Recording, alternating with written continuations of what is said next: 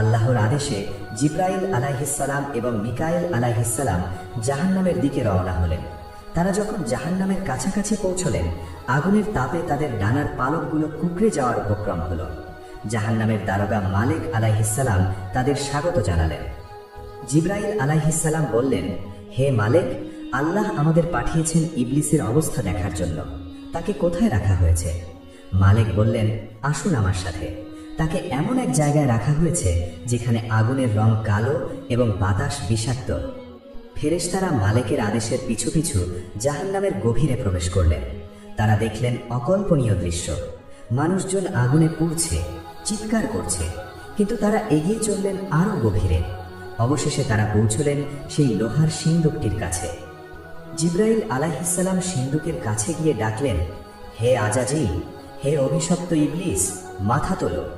ইবলিস আগুনের ভেতর থেকে মাথা তুলল।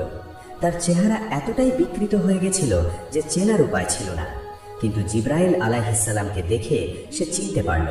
তার মনে পড়ে গেল সেই সময়ের কথা যখন সে এই ফেরেশতাদের ইমামতি করত। ইবলিসের পোড়া চোখ দিয়ে পানি গড়িয়ে পড়ল।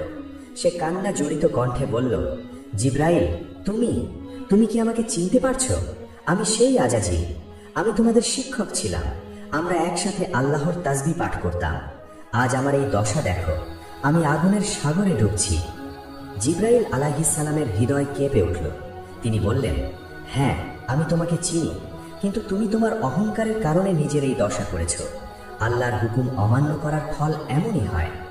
তখন ইবলিস চিৎকার করে বলল, হে জিব্রাইল, তুমি তো আল্লাহর খুব কাছের। তুমি কি আমার রবের কাছে গিয়ে একটি ফরিয়াদ জানাবে? আমি আর পারছি না। আমার শরীরের প্রতিটি লোমকূপ জ্বলছে। আমি মুক্তি চাই না, আমি জান্নাত চাই না, আমি শুধু মৃত্যু চাই।